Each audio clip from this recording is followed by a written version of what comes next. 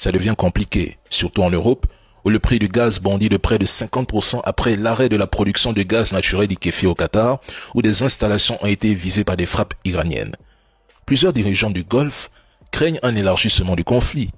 En cas de guerre régionale, certains de ces pays pourraient épuiser leur stock de missiles intercepteurs en 4 ou 7 jours seulement. Poutine a déclaré au roi de Bahreïn que la Russie était prête à faire tout ce qu'elle pouvait pour aider à stabiliser la situation au Moyen-Orient. La Turquie s'est également jointe aux appels en demandant un cessez-le-feu immédiat.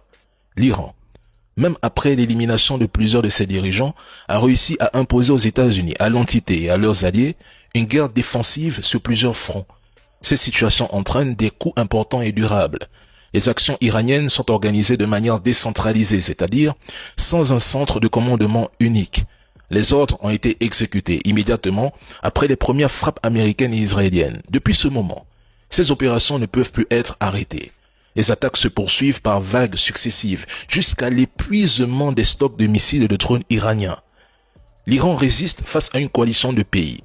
Et sans le soutien des États-Unis, l'entité aurait des difficultés à faire face à l'Iran.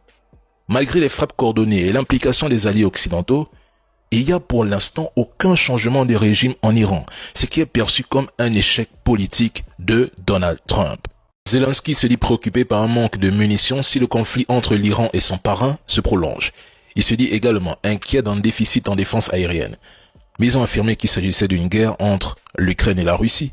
On nous a expliqué que l'Ukraine serait l'armée la plus forte d'Europe, qu'elle fabriquerait ses propres munitions, qu'elle disposerait de missiles ultramodernes dont l'un porterait même le nom d'un code Wi-Fi, le Flamingo, sans que l'on ne sache vraiment comment il fonctionne. Alors, pourquoi cette inquiétude? Écoutons d'abord le président Macron.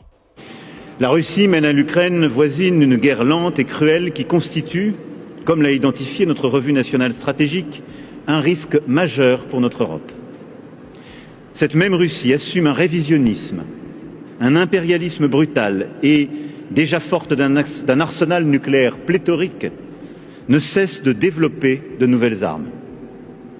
Des missiles nucléaires hypersoniques, d'autres à propulsion nucléaire censés voler sans limite, des torpilles nucléaires et même un projet particulièrement dangereux pour l'humanité d'armes nucléaires envoyées dans l'espace. Pourtant, il nous a affirmé en janvier 2026 que la Russie n'aurait conquis qu'1% du territoire ukrainien. Zelensky parlait de 50 000 soldats russes éliminés par mois, que l'Ukraine aurait pris plusieurs kilomètres carrés et que les forces russes n'avanceraient plus.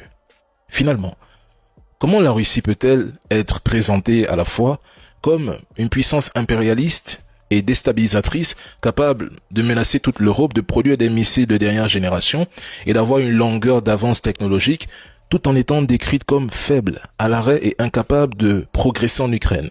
Je veux comprendre comment peut-on dire qu'elle menace la sécurité de l'Europe et, dans le même temps, on affirme qu'en Ukraine, elle n'avance plus et qu'elle perdrait 50 000 soldats par mois.